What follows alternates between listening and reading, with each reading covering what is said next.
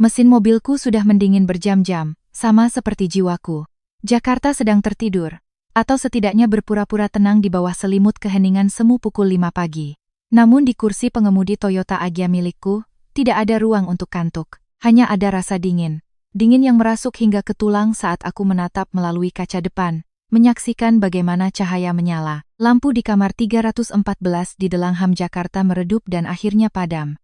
Mereka masuk ke sana bersama-sama. Aditya, suamiku selama 7 tahun, mengenakan setelan navy blue yang kubelikan untuknya September lalu. Dan wanita itu seorang wanita tinggi berambut coklat yang diikat rapi, mengenakan gaun merah menyala yang tampak terlalu kontras di kegelapan lobi hotel.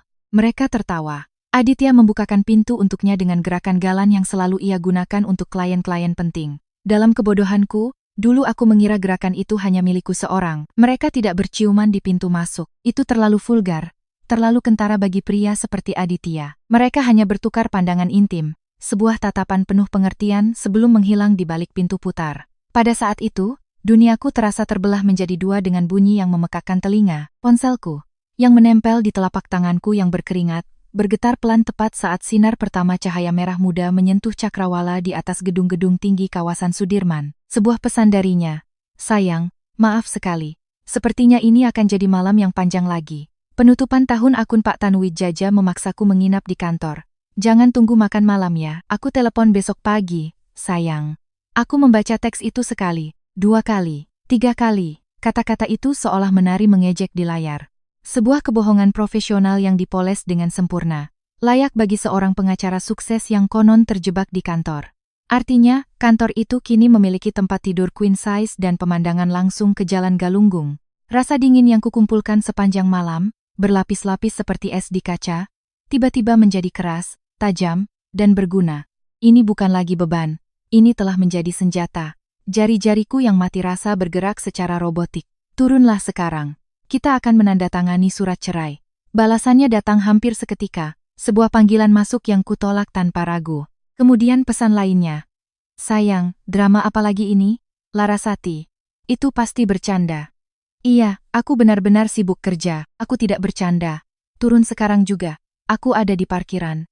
Sebuah jeda yang panjang dan tak berujung mengikuti. Layar menunjukkan indikator bahwa Aditya sedang mengetik, seolah-olah ia sedang mencari kata-kata yang tepat untuk menjinakkan bom yang sumbunya sudah habis. Pada akhirnya, sebuah pesan sederhana muncul. Sayang, kamu di mana? Aku tidak menjawab. Aku mematikan layar dan keluar dari mobil. Udara pagi berbau kopi segar dari kafe di sudut jalan dan aroma bensin. Aku bersandar di kap mobil, melipat tangan di dada. Aku tidak gemetar. Aku sendiri terkejut akan hal itu. Aku menunggu. Menit-menit berlalu. Kemudian pintu putar bergerak dan dia muncul. Dia mengenakan pakaian yang sama dengan semalam, namun sekarang terlihat kusut. Rambutnya yang biasanya tertata sempurna kini berantakan, dia mencari dengan bingung sampai matanya terpaku padaku. Aku melihat warna wajahnya mendadak sirna. Itu adalah reaksi fisik instan. Topengnya sebagai pengacara yang percaya diri, seorang suami yang memegang kendali, hancur seketika, mengungkapkan ketakutan murni. Awalnya, dia mendekat perlahan, kemudian lebih cepat, mencoba memaksakan senyum. Senyum miring yang gugup. Laras, demi Tuhan, apa yang kamu lakukan di sini? Suaranya serak, mengantuk, dan palsu. Dia mendekat seolah ingin memelukku. Namun posisiku, tanganku yang bersedekap seperti barikade, menghentikannya di tengah jalan. Ada masalah apa? Kamu membuntutiku? Ini tidak seperti yang kamu pikirkan. Aku sumpah, bisiknya dengan suara rendah. Matanya berkeliaran dari wajahku, ke mobilku, ke jendela hotel, kemana saja kecuali ke jiwaku. Oh, tentu tidak, kataku. Suaraku terdengar asing bagiku, begitu tenang seolah-olah milik wanita lain yang lebih kuat. Aku mengambil ponsel dari saku. Aku tidak membuka pesan. Aku membuka galeri foto. Yang pertama adalah foto mereka berdua masuk ke hotel tadi malam. Tangannya berada di pinggang wanita itu. Sebuah gerakan posesif yang intim. Yang kedua, diambil 3 hari lalu oleh detektif swasta yang kusewa, Aditya dan Keisha. Wanita berbaju merah yang sama, sedang tertawa di teras sebuah bar di Mega Kuningan, minum sebotol anggur putih. Tangan Aditya berada di atas tangan wanita itu. Aku menggeser foto tersebut. Masih ada yang lain, namun yang pertama sudah cukup. Aku mendekatkan layar ke wajahnya. Aku melihat pupil matanya membesar, bagaimana dia susah payah menelan ludah. Seluruh gudang senjatanya yang berisi alasan-alasan palsu meleleh di udara pagi yang dingin. Dan ini juga tidak seperti yang kamu pikirkan, kan Adit? Ini hanya klien. Mungkin. Keisha Reynas, 28 tahun, junior di Departemen Pajak, sangat rajin bekerja menurut kabar yang kudengar. Laras, dengarkan aku dulu. Suaranya berubah menjadi rintihan memohon. Dia mencoba menyentuh tanganku, tapi aku menariknya kembali seolah sentuhannya membakar kulitku. Bukan aku yang harus mendengar. Aku sudah di sini semalaman. Aku melihat bagaimana lampu kamarmu mati. Aku membaca kebohonganmu yang menyedihkan tentang pekerjaan. Aku sudah terlalu lama tidak mendengarkan instingku karena aku tidak mau mengakuinya. Aku menarik napas dalam-dalam. Udara pagi terasa membakar dadaku. Dokumen-dokumennya sudah siap. Pengacaraku, Ibu Farida Utamaya, orang yang sama yang kamu rekomendasikan untuk urusan sengketa tanah keluarga telah menyiapkan segalanya. Salinan untukmu akan ada di kantormu pukul 10 pagi. Aku akan berada di sana pukul 11. Jika kamu beruntung, kamu punya cukup waktu untuk mandi dan memikirkan alasan yang lebih baik untuk diceritakan pada ibumu mengapa pernikahanmu hancur. Kamu tidak bisa melakukan ini, bisiknya. Ketakutan itu kini digantikan oleh kemarahan. Kemarahan seorang pria yang terpojok yang mengira dia bisa mengendalikan segalanya. Ini gila hanya karena satu kesalahan kecil. Dia hanya anak kecil. Ini tidak berarti apa-apa. Ini urusan kantor. Urusan kantor, ulangku. Dan untuk pertama kalinya, aku merasakan amarah-amarah yang murni dan adil mulai mencairkan es di nadiku. Meniduri anak dari mitra seniormu adalah urusan kantor? Menggunakan uang kita, uang masa depan kita untuk membayar apartemen dan perhiasannya adalah urusan kantor? Tolong, Adit, lakukan satu kebaikan untukku. Jangan anggap aku bodoh sampai akhir. Suaraku yang lebih keras, dari yang kuniatkan bergema di kesunyian tempat parkir. Seorang petugas keamanan yang keluar dari hotel melirik kami dengan penuh rasa ingin tahu. Aditya tampak menciut. Malu. Bagaimana? Bagaimana kamu tahu tentang apartemen itu? Tanyanya bingung. Kemarahannya hilang seketika. Sebuah senyum dingin muncul di bibirku. Ini pertama kalinya dalam berbulan-bulan, bahkan bertahun-tahun, aku merasa kuat. Karena aku bukan lagi Larasati yang lugu yang kamu kenal. Laras yang percaya bahwa pulang larut malam adalah demi karir. Laras yang mengira perjalanan bisnis ke Bali hanya untuk pertemuan klien. Wanita itu tetap membeku di kursi mobil itu semalaman. Tapi wanita yang berdiri di sini. Kataku sambil membuka pintu mobil. Wanita ini sudah menyelesaikan pekerjaan rumahnya. Aku masuk ke mobil dan menutup pintu. Dia tetap berdiri di sana. Pucat, rambut acak-acakan, menyaksikan kehidupan sempurna yang ia bangun di atas tumpukan kebohongan runtuh di bawah kakinya. Aku menyalakan mesin. Suara mesin yang sehat dan mantap memutus kesunyian yang tegang di antara kami. Aku menurunkan jendela hanya beberapa sentimeter. Matanya yang kini penuh ketakutan nyata bertemu dengan mataku. Pukul 11. Aditya. Di kantor. Jangan telat. Kamu tahu betapa aku tidak suka jika orang membuang-buang waktuku. Dan sebelum dia sempat mengucapkan satu kebohongan lagi, satu permohonan lagi, atau satu upaya manipulasi lagi, aku melepas rem dan pergi. Di kaca spion, aku melihatnya semakin mengecil. Berdiri sendirian di cahaya dingin fajar Jakarta. Masih memegang ponselnya. Bukti kejatuhannya, bersinar sia-sia di layar yang gelap. Aku tidak menangis. Sebaliknya, aku menyalakan radio. Lagu lama dari Dewa 19 sedang diputar. Ironisnya, nadanya terdengar optimis. Aku memutar volumenya dengan keras, dan untuk pertama kalinya di malam yang tak berujung itu, aku bernapas. Ini bukan napas lega, ini adalah napas tajam dan menyakitkan dari seseorang yang baru saja muncul ke permukaan setelah hampir tenggelam. Aku tahu pertempuran baru saja dimulai. Namun tadi malam, di kesunyian parkiran hotel itu, aku memenangkan pertempuran pertama dan yang paling penting. Aku mendapatkan kembali diriku sendiri. 3 bulan yang lalu. Angin yang masuk melalui jendela panoramik apartemen mewah kami di Senopati masih membawa sisa napas musim kemarau. Namun cahayanya berbeda. Lebih rendah, lebih keemasan. Aku, Larasati Santos, berdiri bersandar di pintu, menyaksikan bagaimana warna emas senja mewarnai fasad gedung-gedung bersejarah di sekitarnya. Di tanganku ada segelas anggur putih yang sudah tidak dingin lagi. Di belakangku adalah gema apartemen yang terlalu besar dan terlalu sunyi. Minggu ini akan seperti neraka, sayang, kata Aditya yang keluar dari kamar tidur. Dia mengenakan kemeja biru muda yang paling cocok untuknya. Aku sendiri yang menyetrikanya pagi tadi. Dia merapikan dasinya di depan cermin lorong dengan gerakan cepat dan mahir yang telah ia asah selama bertahun-tahun di hadapan hakim dan klien kaya. Kasus Pak Tanuwijaya hampir meledak. Rapat larut malam. Makan malam bisnis. Jangan tunggu aku. Ini adalah ketiga kalinya ia mengatakan itu minggu ini, dan ini baru hari Selasa. Aku berbalik menghadapnya. Makan malam lagi dengan klien yang sama? Sepertinya Pak Tanuwijaya lebih menyukai perusahaan firma kita daripada istrinya sendiri. Aditya tertawa. Sebuah suara kosong yang profesional. Dia ikan besar, Laras. Ikan besar dengan perceraian yang rumit dan portofolio investasi yang mencakup setengah dari akun offshore-nya. Perhatian seperti inilah yang memberi kita makan. Dia mendekat, mencium pipiku dengan cepat. Aroma parfum kayunya yang mahal membungkusku. Selama berbulan-bulan, aroma ini tidak lagi memberiku getaran yang sama. Sekarang, itu hanya mengingatkanku pada lobi hotel dan tagihan yang tidak pernah kulihat. Kamu tahu kan bagaimana prosedurnya, katanya. Aku tahu, jawabku. Dan itulah kenyataannya. Aku tahu, teorinya. 7 tahun pernikahan dengan seorang pengacara ambisius di firma hukum bergengsi di kawasan Sudirman mengajarkanku teori itu. Yang tidak kutahu adalah, mengapa setiap kali dia mengatakannya, perutku semakin mulas. Bagaimana dengan makan malammu dengan Anissa? Tanyanya sambil mengambil tas kerja kulitnya. Dibatalkan. Dia harus lembur di galeri untuk menyiapkan pameran baru. Sayang sekali, pesanlah makanan enak untukmu. Dia membuka pintu. Aku tidak tahu jam berapa akan pulang. Jangan ditunggu. Pintu tertutup dengan bunyi klik yang lembut. Keheningan kembali merajai apartemen. Aku menghabiskan anggurku yang terasa hangat dan asam. Makan malam bisnis. Awalnya, saat dia masih junior lawyer, itu hanya potongan pizza dingin di kantor, kemudian berubah menjadi restoran mewah di pusat kota. Baru-baru ini, menjadi acara informal dengan jadwal yang tidak menentu. Aku dulu memahaminya. Bahkan bangga padanya. Suamiku, Aditya Santos yang jenius, sedang mendaki tangga kesuksesan dengan penuh determinasi. Sampai suatu hari, saat menatap tangga itu dari bawah, aku menyadari bahwa aku tidak lagi berada di sampingnya.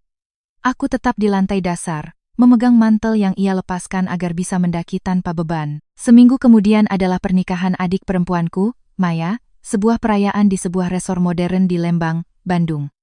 Perkebunan teh yang hijau, meja-meja panjang, tawa, dan denting gelas. Aditya tampil tanpa celah seperti biasanya. Setelan jas sempurna, berdansa dengan ibuku, bercanda dengan paman-pamanku, sosok suami idaman. Namun aku, yang telah belajar membaca perubahan terkecil di wajahnya selama 7 tahun, melihat ketegangan di senyumnya. Aku melihat bagaimana tatapannya menghilang setiap beberapa menit. Bagaimana dia diam-diam tetapi terus-menerus memeriksa jam tangannya. Suamimu sepertinya sedang terburu-buru ingin pergi dari sini, bisik Anissa, kakak perempuanku, yang mendekatiku membawa 2 gelas sparkling wine. Tatapannya tajam seperti elang. Aditya berdiri di ujung halaman, berbicara dengan ayahku, tapi posisinya kaku dan menjauh. Kasus Pak Tanuwijaya, jawabku otomatis. Itu adalah kartu truf, alasan universal. Anissa meminum anggurnya. Kasus itu pasti punya tentakel lebih banyak dari gurita. Itu sudah menyanderanya sejak musim semi lalu. Dia menatapku dengan keraguan. Kalian berdua baik-baik saja? Tentu saja. Kenapa tidak? Entahlah. Karena dia lebih tertarik pada ponselnya daripada gaun adikmu. Dan karena kamu punya senyum yang mengingatkanku pada senyum ibu di hari anjing tetangga memakan tas kesayangannya. Palsu. Sebelum aku sempat menjawab, Aditya mendekat. Sayang, maaf sekali. Katanya sambil meletakkan tangan di bahuku. Sentuhannya memberiku rasa jengkel yang tak disengaja. Aku harus pergi. Pak Tanuwijaya harus menandatangani beberapa dokumen malam ini. Ini gila. Tapi ini demi mata pencaharian kita.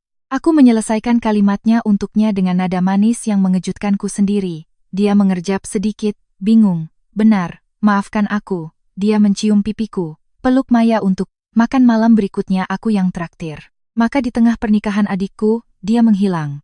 Aku melihatnya menjauh di antara meja-meja, melambai, dan di tangan lainnya sudah mengambil ponsel dari saku. Keesokan paginya, Anissa mengantarku pulang dengan mobilnya. Aditya membawa mobilnya sendiri semalam. Saat aku memasuki area parkir apartemen, sedan eksekutif hitam miliknya berkilau di bawah lampu neon. Aku mendekat. Aku tidak tahu kenapa. Mungkin untuk merasakan sisa panas mesinnya, sebuah bukti fisik bahwa dia benar-benar ada di sini, bahwa keterburu-buruannya itu nyata. Pintu pengemudi tidak tertutup rapat. Aditya yang biasanya sangat teliti pasti sedang sangat kacau pikirannya. Di dalam, aroma parfumnya tercium lebih kuat. Di kursi penumpang, setengah tersembunyi di bawah buku manual mobil, aku melihat selembar kertas persegi panjang kecil. Aku mengambilnya. Itu adalah struk dari bar di Hotel Indonesia Kempinski. 2 kopi, air mineral, dan sandwich ham panas. Tanggal tadi malam, pukul 22.47, dibayar menggunakan kartu Bank Aditya. Aku terdiam, memegang secarik kertas yang tiba-tiba terasa sangat berat. Mungkin ada 1000 penjelasan. Pertemuan menit terakhir di dekat hotel, klien dari luar kota. Namun ada sesuatu, sebuah insting yang mendalam dan dingin, yang membisikkan padaku bahwa tidak ada dari penjelasan itu yang benar. Hotel Indonesia tidak dekat dengan kantornya. Dan pada pukul 11 malam, 2 sandwich bukanlah makan malam bisnis. Itu adalah camilan 2 orang dengan intensitas lain. Aku memasukkan struk itu ke tas. Aku tidak menangis. Aku hanya naik ke apartemen kami yang sunyi. Dan malam itu, untuk pertama kalinya, aku tidur di kamar tamu. Hari-hari berikutnya menjadi latihan observasi yang tidak sehat. Aku mulai menyadari hal-hal kecil. Aroma parfum wanita yang manis dan asing, samar-samar tertinggal di blazer yang terkadang ia tinggalkan di kursi. Reaksi berlebihannya suatu malam saat ponselnya berdering dan dia cepat-cepat mematikannya, mengatakan itu klien yang mengganggu. Bagaimana dia mulai mengganti kata sandi komputernya, setelah bertahun-tahun menggunakan tanggal pernikahan kami. Pukulan terakhir datang dari tempat yang tidak kuduga. Dari teman kuliahku, Siska, yang bekerja di firma konsultan. Kami bertemu untuk minum kopi di Pasar Santa di hari Sabtu. Setelah mengobrol tentang pekerjaan dan teman-teman, dia memainkan sendok di cangkirnya dan berkata dengan nada yang seolah kasual namun tidak menipuku, "Dengar, aku melihat Aditya beberapa hari yang lalu." Jantungku berdegup kencang. "Oh ya, di mana?" "Di tempat hits baru di kawasan Senopati yang punya teras di pinggir kolam. Dia bersama sekelompok orang dari kantornya, sepertinya, dan seorang wanita tinggi berambut coklat dengan gaun merah. Mereka tampak sangat bahagia." Siska menatapku. Dan di matanya, aku melihat kecemasan yang sama dengan yang dilihat Anissa di pernikahan. Aku tidak tahu, sepertinya mereka sangat dekat, tapi, ya, aku yakin itu untuk urusan pekerjaan. Ya, aku yakin itu urusan pekerjaan. Kalimat yang sama, mantra yang sama. Aku mengangguk dengan tenggorokan kering, tapi dalam pikiranku, detail-detail itu mulai membentuk sebuah gambaran yang membuatku mual. Struk dari hotel, pulang larut malam, parfum, wanita berbaju merah, dan nama yang kudengar dari Aditya beberapa kali saja, selalu dengan nada khusus profesional, namun tertarik, Keisha Reinas. Malam itu, saat Aditya tidur nyenyak di sampingku setelah pulang di jam yang wajar, berbau daging panggang dan anggur merah, aku tidak bisa tidur. Menatap langit-langit, keraguan, ular sunyi itu, tidak lagi hanya bersarang di perutku, ia telah melilit jantungku dan mengeratkannya. Mengamati saja tidak lagi cukup. Tidak cukup hanya menunggu kebohongan itu runtuh dengan sendirinya. Larasati yang lugu yang percaya pada makan malam bisnis telah tertinggal jauh di belakang, di suatu tempat antara struk hotel dan tatapan ragu Siska. Ada sesuatu yang patah di dalam diriku. Toleransi mungkin lebih tepatnya sisa-sisa kesabaran terakhir telah habis. Rasa dingin yang akan kurasakan sebulan kemudian di parkiran hotel mulai tumbuh malam itu juga. Di tempat tidur yang kubagi dengan pria yang semakin hari semakin menjadi orang asing bagiku. Keesokan harinya, saat mendengar Aditya keluar rumah dengan ucapan "Aku pulang telat lagi ya, sayang," aku tidak tinggal diam menatap jendela. Aku mendekati komputer, membuka peramban, dan dengan jari yang sedikit gemetar namun penuh determinasi baru, aku mengetikkan kata kunci, "Detektif Swasta Jakarta." Minggu itu berbau bumbu dapur dan rasa bersalah. Aroma nasi liwet yang dimasak ibu di kuali besar di halaman belakang rumah mereka di Bogor bercampur dengan aroma pohon mangga yang familiar dan penantian yang lebih padat, berat, serta sunyi yang menyelimuti makan siang kami. "Aditya masih banyak kerjaan minggu ini?" kataku saat masuk dan mencium pipi ibu yang berbau lavender dan kecemasan. Kasus yang tak kunjung selesai itu. Ibuku, Kartini, mengangguk dengan bibir terkatup rapat. Sebuah gerakan yang sangat kukenal. Itu adalah caranya berkata. "Aku tidak percaya sepatah kata pun, tapi aku tidak akan mendesakmu sekarang." Ayahku, Bambang, dari kursi bacanya hanya melirik di atas kacamatanya dan bergumam, "Pria itu bekerja terlalu keras. Suatu hari dia akan punya uang untuk membeli setengah Jakarta, tapi tidak punya waktu untuk menikmatinya." Anissa yang sudah duduk di meja halaman dengan segelas sirup merah melirikku, menyampaikan segalanya. Sebuah tatapan yang berkata, "Kamu sedang tidak baik-baik saja dan kita harus bicara. Dan jika bajingan itu melakukan sesuatu padamu, aku akan menghancurkannya." Makan siang berlanjut dengan keriuhan khas keluarga Indonesia di hari Minggu. Anak-anak adik laki-lakiku, Panji, berlarian di sekitar meja. Ipar perempuanku, Sari, tidak berhenti bicara tentang masalah tetangga di kompleksnya. Ayahku berfilsafat tentang politik. Ibuku terus menyendokkan porsi besar nasi seolah-olah makanan bisa menyembunyikan keheningan yang canggung. Namun ketegangan itu menggantung di udara, lebih terasa daripada uap dari kuali. Itu terjadi saat pencuci mulut, es teler yang dikeluarkan ibu dari kulkas, ketika bom itu meledak dengan cara yang paling halus. Laras, dengar, kata ibu sambil menyeka tangannya di celemek. Ibu bertemu Tante Ludmila beberapa hari lalu. Ibunya temannya Aditya, siapa namanya? Bagas. Tante Ludmila bilang dia melihat Aditya beberapa minggu lalu. Sabtu malam di sebuah kafe di kota tua bersama beberapa teman. Ibu membiarkan kalimat itu menggantung di udara seperti pakaian kotor yang tidak ingin dicuci siapapun. Semua orang, termasuk anak-anak, seolah terdiam sejenak. Anissa meletakkan sendoknya di piring dengan bunyi denting yang tajam. Oh ya? Tanyaku, mencoba mencicipi es teler yang tiba-tiba terasa seperti abu. Dia tidak bilang padaku. Siapa teman-temannya? Dia tidak bilang, jawab ibu, menghindari tatapanku sambil membereskan piring. Hanya bilang dia bersama sekelompok anak muda. Ibu pikir mungkin kalian sedang ada acara dan lupa mengajak kami yang tua-tua ini. Tawanya terdengar dipaksakan. Aditya punya banyak kewajiban, Bu, kataku. Suaraku terdengar terlalu dingin, terlalu terkontrol. Karena pekerjaan. Ibu tahu sendiri kan? Tentu saja, sela ayah yang merasa canggung dengan arah pembicaraan. Pekerjaan itu yang utama. Begitulah seharusnya.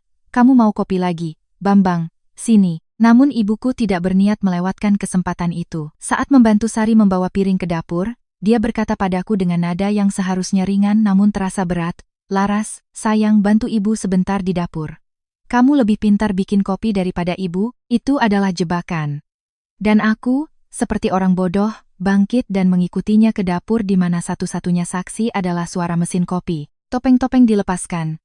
Ibuku bersandar di meja marmer, melipat tangan, dan menatap lurus padaku. Ada apa nak? Tidak ada Bu, sudah kubilang tadi, jangan bohong pada ibu. Berminggu-minggu kamu terlihat seperti orang sedang berduka, dan hari ini kamu datang sendirian lagi. Apakah ini karena wanita bernama Keisha yang diceritakan Anissa? Aku mengumpat dalam hati pada kakakku. Meskipun aku tahu niatnya baik, Anissa seharusnya mengurusi hidupnya sendiri. Anissa khawatir padamu. Apalagi yang harus dilakukan seorang kakak, dan aku ibumu. Sekarang katakan pada ibu, siapa wanita ini? Kelelahan, amarah yang terpendam, keraguan yang memakan diriku selama berminggu-minggu semuanya meledak dalam bisikan tajam. Dia anak Pak Surya, mitra senior di kantor Aditya. Dia 28 tahun dan menurut semua bukti, dia sangat menyukai makan malam di hotel mewah. Wajah ibuku berubah. Dia tidak tampak terkejut, melainkan terlihat simpatik, seolah-olah dia sudah menduga berita itu. Oh, Laras, bisiknya.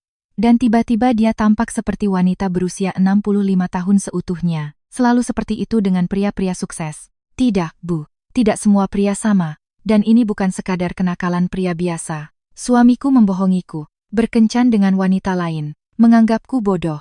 Kamu yakin? Tanyanya. Dan dalam suaranya ada secercah harapan yang menyedihkan. Mungkin itu hanya kesalahpahaman. Terkadang gadis-gadis muda sekarang terlalu akrab dan pria membangun ilusi. Aku tidak bodoh, bisikku, suaraku meninggi, membuat Sari yang baru masuk membawa tumpukan piring terkejut dan cepat-cepat mundur. Aku punya bukti, hampir pasti. Aku sedang memastikannya. Ibuku mendekat, meletakkan tangannya yang mulai keriput di atas tanganku yang mencengkeram pinggiran meja. Dengarkan ibu, nak, kalaupun itu benar, hal seperti itu terjadi. Lebih sering dari yang kamu bayangkan, ayahmu dulu. Dia berhenti, susah payah menelan ludah. Yah, itu tidak penting sekarang. Yang penting adalah keluarga. Apa yang sudah kalian bangun? 7 tahun, Laras. Apartemen bagus, kehidupan yang dihormati. Apa kamu akan membuang semuanya hanya karena sebuah afer? Aku menatapnya dengan keraguan. Bukan karena kata-katanya, melainkan karena rasa sakit mendalam yang kulihat di matanya. Tiba-tiba, banyak hal dari masa kecilku memiliki makna pahit yang baru. Pertengkaran yang diredam. Kepergian mendadak ayah dulu. Kesedihan yang terkadang membungkus ibu seperti jubah. Ayah, tanyaku, meskipun aku sudah tahu jawabannya. Ibu membuang muka. Itu sudah lama sekali. Sekretarisnya, hanya kenakalan sesaat. Tapi ibu bertahan demi kalian, demi rumah ini, demi keluarga. Dan lihat, kita masih bersama sekarang. Ayahmu orang baik. Pada akhirnya semua orang punya kelemahan masing-masing. Aku merasa mual. Bukan jijik padanya, melainkan rasa takut. Inilah masa depanku. Menunggu, membungkuk, menjadi wanita kuat namun hancur yang menatapku dengan mata memohon. Aku bukan ibu, kataku. Suaraku gemetar tapi tidak pecah. Aku tidak akan bertahan. Aku tidak akan berpura-pura tidak ada apa-apa sementara suamiku meniduri wanita lain. Aku tidak akan berakting hanya agar tetangga tidak bergosip. Ini hidupmu yang akan kamu hancurkan. Suara ibu pecah, tapi karena kemarahan. Apa kamu tahu bagaimana rasanya menjadi janda di usiamu? Pulang ke rumah orang tua. Tatapan penuh kasihan dari orang-orang. Keuanganmu akan kacau. Dan jika kamu ingin anak, waktu tidak memihakmu. Setiap kata terasa seperti pisau. Namun setiap pisau itu, alih-alih melemahkanku, justru mengasah mentalitasku. Aku lebih baik menerima kasihan orang lain daripada membenci diriku sendiri, kataku sambil melepaskan tanganku dari genggamannya. Dan aku tidak akan kembali ke rumah ini. Aku punya pekerjaan, punya tabungan, punya Anissa. Anissa, teriak ibu seolah-olah nama kakakku adalah sebuah penghinaan. Tentu saja kakakmu yang mandiri dan pemberontak itu, yang tinggal dengan pasangannya dan melukis gambar yang tidak ada yang beli. Dia yang memberimu nasihat tentang pernikahan? Tentu saja. Wanita yang tidak bisa menjaga pria di sisinya. Pintu dapur terbuka. Anissa berdiri di sana, tangannya mengepal. Matanya bersinar karena amarah. Dia mendengar semuanya. Seorang wanita tidak seharusnya menjaga pria di sisinya seolah-olah dia itu anjing atau tanaman. Bu, katanya dengan ketenangan yang lebih mengerikan daripada teriakan apapun, dan asal ibu tahu, aku dan pasanganku sudah bersama selama 12 tahun. Lebih lama dari banyak pernikahan yang kita tahu. Dan kami tidak saling mengkhianati. Sepertinya itu lebih dari apa yang bisa dikatakan tentang rumah ini. Wajah ibuku memucat. Jangan bicara seperti itu, ini rumahku. Dan Laras adalah anakmu. Dia sedang menderita dan bukannya mendukungnya. Ibu malah menyuruhnya diam dan bertahan seperti yang ibu lakukan. Yah, dia bukan ibu, dia lebih berani. Suara piring pecah di halaman belakang mengejutkan kami bertiga. Itu ayah. Dia mengintip ke dapur dan di wajahnya yang biasanya tenang, ada campuran rasa malu dan kemarahan yang tertahan. Kalian bicara tentang hal yang tidak kalian pahami, bisiknya merujuk pada ibu. Biarkan dia, Kartini. Laras sudah dewasa. Biarkan dia melakukan apa yang perlu dia lakukan. Dan bagaimana kamu tahu itu benar? Bentak ibuku padanya. Berhadapan dengan kemarahan yang pasti sudah ia pendam selama puluhan tahun. Kamu yang tidak pernah ada di sini. Kamu yang... Cukup. Suaraku membelah udara seperti kaca pecah. Semua orang diam dan menatapku. Aku menarik napas dalam-dalam, mengisi paruku dengan udara yang penuh dengan dendam keluarga, rahasia lama, dan kebohongan yang diwariskan. Cukup, ulangku lebih pelan. Ini bukan perang kalian. Ini perangku. Aku sayang ibu, tapi aku tidak akan hidup seperti ibu. Aku tidak punya apa-apa lagi untuk dikatakan sekarang. Anissa, terima kasih. Aku mengambil tas dari gantungan. Tanganku gemetar namun suaraku mantap. Aku pergi. Dan aku tidak akan bicara lagi dengan kalian tentang ini sampai aku memutuskan bagaimana dan kapan. Ada yang harus kuselesaikan dengan Aditya, dan kami akan menyelesaikannya tanpa nasihat keluarga, tanpa rekomendasi yang tidak diminta, dan tanpa nasihat yang menyembunyikan masalah. Aku berjalan menuju pintu. Tidak ada yang mencoba menghentikanku. Di ambang pintu, aku menoleh. Ibuku menangis diam-diam. Ayahku menatap lantai, tampak hancur. Hanya Anissa yang mampu membalas tatapanku, dan di matanya aku melihat kebanggaan yang membara. Ibu, kataku, ini bukan sekadar kenakalan. Ini adalah akhir dari pernikahanku dan aku sendiri yang akan menentukan bagaimana ini berakhir. Aku keluar ke lorong, lalu ke jalan yang diselimuti cahaya senja di Bogor. Udara terasa manis dan bersih. Tidak lagi berbau bumbu dapur atau rasa bersalah. Baunya seperti kebebasan, kebebasan yang menakutkan dan menyakitkan, tapi tetaplah kebebasan. Ponselku bergetar di tas. Sebuah pesan dari Aditya. Aku selesai cepat, ayo makan malam di luar. Aku menatap layar itu. Sebuah kebohongan yang terang-terangan dan mudah, dan untuk pertama kalinya, aku tidak merasakan sakit atau marah. Aku merasakan kejelasan. Aku tidak membalas. Aku memasukkan ponsel ke saku, masuk ke mobil, dan sebelum menyalakannya, aku mengambil sebuah catatan kecil. Aku melihat nomor yang kutulis beberapa hari lalu setelah pencarian di internet. Nomor seorang detektif swasta yang direkomendasikan teman sekolah hukumku. Aku menatap nama itu, Hendra Wijaya, investigasi konfidensial. Tanpa membiarkan keraguan atau bayang-bayang kesabaran ibuku menghentikanku, aku menekan tombol panggil. Dua nada sambung berbunyi sebelum sebuah suara berat dan profesional di ujung sana menjawab. Halo, selamat malam, kataku. Suaraku terdengar sangat tenang di kesunyian mobil. Saya Larasati Santos. Saya butuh jasa Anda. Kantor Hendra Wijaya berbau kopi murah. Tempat itu tidak berada di bagian Jakarta yang mewah, melainkan di sebuah gedung tua tahun 70-an di daerah Senen. Area resepsionisnya kecil, dengan meja plastik dan majalah mobil bekas. Tidak ada yang mirip dengan kantor kaca dan baja yang mengkilap di firma hukum Aditya. "Ibu Santos, silakan masuk," kata sekretarisnya, seorang wanita parubaya dengan kacamata baca yang tergantung di tali. Hendra Wijaya tidak terlihat seperti detektif di film-film, dia adalah pria berusia sekitar 50-an. Dengan kepala yang mulai botak dan perut buncit yang membuat kancing kemeja batiknya tampak sesak. Jaket coklatnya tersampir di sandaran kursi, tangannya kokoh dan kering saat bersalaman. "Silakan duduk." Dia menunjuk kursi di depan mejanya yang penuh dengan map. Di samping komputer yang sudah berumur beberapa tahun. "Di telepon Anda bilang ini kasus rumah tangga. Pengawasan?" "Iya." Aku mengangguk, meletakkan tas di pangkuanku seolah-olah itu adalah perisai. Sekarang setelah aku berada di tempat ini, sebuah tempat yang membuktikan bahwa aku harus memata-matai suamiku sendiri, kenyataan itu memukulku dengan segala kebrutalannya. Aku menelan ludah. Saya rasa suami saya selingkuh. Saya butuh bukti. Hendra mengangguk, tidak menunjukkan keterkejutan atau penilaian. Ekspresinya sangat profesional. Dia membuka buku catatan. "Saya mengerti. Ini situasi yang rumit, ceritakan pada saya apa yang membuat Anda ragu." Maka dengan suara yang awalnya gemetar namun menjadi mantap saat aku berbicara, aku menceritakan semuanya padanya. Makan malam bisnis yang tak berujung. Stroke dari Hotel Indonesia. Parfum lain, wanita berbaju merah. Nama Keisha Reynas, anak dari mitra senior suamiku. Hendra mencatat dengan tulisan tangan yang kecil dan cepat. "Anda punya foto suami Anda dan Nona Reynas?" Aku menyerahkan ponselku. "Aku punya foto terbaru Aditya dari makan malam keluarga. Untuk Keisha, aku hanya punya foto dari profil korporat yang kusimpan. Foto profesional seorang wanita berambut coklat yang menawan, percaya diri, dengan senyum yang hampir menantang." Hendra mempelajarinya. "Saya tahu tentang dia, atau lebih tepatnya, saya tahu tentang ayahnya. Pak Surya adalah orang kuat di dunia hukum Jakarta. Dia punya kepentingan di mana-mana." Dia menatapku, "Ini bisa menjadi rumit. Orang-orang berkuasa biasanya sangat berhati-hati. Saya tidak mau masalah.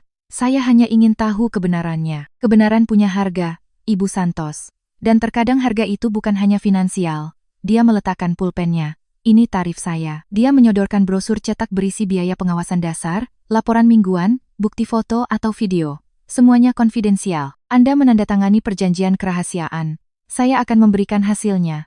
Jika kita harus meretas komputer atau telepon, itu layanan berbeda. Lebih mahal dan punya risiko hukum sendiri. Saya tidak merekomendasikannya sebagai langkah awal." Aku membaca angka-angkanya. Besar, tapi tidak berlebihan. Aku bisa membayarnya dari tabunganku sendiri. Dari bagian akun bersama yang kukelola. Uang yang rencananya kugunakan untuk renovasi dapur kini akan kugunakan untuk menghancurkan fondasi pernikahanku. "Baik, sementara pengawasan saja." Aku menandatangani dokumen yang ia letakkan di depanku dengan tulisan tangan yang kuharap terlihat mantap. "Saya ingin tahu kemana dia pergi, dengan siapa dia, dan berapa lama dia bersamanya. Anda akan menerima laporan pertama dalam 48 jam. Dia berdiri, mengakhiri pertemuan. "Satu saran Ibu Santos. Selama investigasi berlangsung, bersikaplah normal. Jangan bertanya, jangan mencari-cari, jangan buat skandal, tetaplah tenang, jadilah cerdas. Orang yang menyembunyikan sesuatu akan lengah ketika mereka merasa tidak ada yang mengawasi mereka." Aku keluar dari sana, merasa kotor sekaligus berdaya dalam waktu bersamaan. Aku telah melewati batas. Aku bukan lagi sekadar istri yang ragu. Aku adalah klien yang membayar untuk sebuah kebenaran. 2 minggu berikutnya menjadi latihan akting yang berkelanjutan. Aku tersenyum pada Aditya setiap pagi, menanyakan bagaimana harinya tentang kasus Pak Tanuwijaya. Aku mengangguk saat dia menceritakan kebohongan yang semakin rumit. Makan malam dengan investor dari Surabaya di sebuah restoran di SCBD, acara kantor di Puncak, Bogor. Secara mental, aku mencatat setiap detail, setiap kontradiksi, lalu membandingkannya dengan laporan singkat dan menghancurkan yang mulai masuk ke email rahasia yang kubuat khusus untuk urusan ini. Aditya Santos. Hari ke-1. Kamis. Keluar kantor pukul 19.45. Naik taksi menuju restoran The Blackbird. Bertemu dengan Nona Keisha Reynas pukul 20.00. Makan malam sekitar 2 jam. Perilaku yang diamati, sering ada kedekatan fisik, tertawa, tangan bersentuhan di atas meja. Keluar bersama pukul 22.30, menuju arah apartemen di Senopati, turun di Jalan Senopati No. 24, masuk ke gedung, subjek keluar pukul 22.47, naik taksi pulang, lampiran, 12 foto. Foto-foto itu agak pecah, diambil dari kejauhan dengan lensa tele, tapi tidak mungkin salah. Aditya tersenyum, menyender pada wanita itu dengan gerakan intim yang sudah lama tidak ia lakukan padaku. Dia tertawa, memegang tangannya. Alamat di Jalan Senopati nomor 24 pencarian cepat di internet mengonfirmasi bahwa itu adalah gedung mewah dengan kondominium yang disewakan. Sarang cinta mereka, atau mungkin apartemen yang Aditya bayarkan untuk wanita itu. Laporan kedua lebih mematikan. Hari ke-6, Selasa. Subjek keluar kantor pukul 18.00. Mengendarai mobil eksekutifnya menuju Senayan City. Bertemu Nona Reinas di parkiran bawah tanah. Wanita itu masuk ke mobil.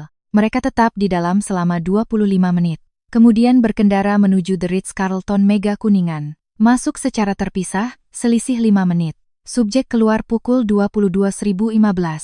Lampiran, 8 foto dan 1 klip video saat masuk hotel. Video pendek dan agak goyang itu adalah pukulan terbesar. Melihatnya, suamiku masuk ke hotel itu dengan determinasi yang tenang, rasanya seperti dipukul di perut. Tidak ada lagi ruang untuk keraguan atau harapan. Kebenaran adalah rangkaian piksel, dingin dan tak terbantahkan. Hendra Wijaya meneleponku untuk laporan ketiga. Ibu Santos, saya punya informasi tambahan yang mungkin menarik bagi Anda.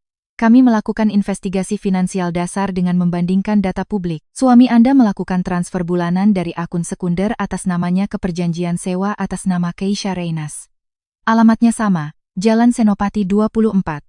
Apartemen itu sudah disewa selama 7 bulan. 7 bulan, hampir 1 tahun. Ini bukan sekadar kesalahan sesaat, ini adalah kehidupan ganda. Ada juga catatan pembelian menggunakan kartu kredit korporatnya di toko perhiasan dan toko mewah, yang berdasarkan nilai dan frekuensinya, tidak tampak seperti ditujukan untuk Anda. Suaranya yang netral terus mengalir di ujung telepon. Apa Anda ingin kami menggali lebih dalam? Kami bisa mencoba mendapatkan mutasi bank yang lebih detail, tapi saya butuh izin tertulis dan risikonya lebih besar. Tidak, kataku. Suaraku terdengar sangat tenang seolah-olah berasal dari tempat yang jauh. Cukup, itu sudah lebih dari cukup. Kirimkan semua yang Anda miliki. Tolong beserta tagihan terakhirnya. Aku menutup telepon. Aku tidak butuh apa-apa lagi. Aku sudah punya semua potongan puzzle-nya.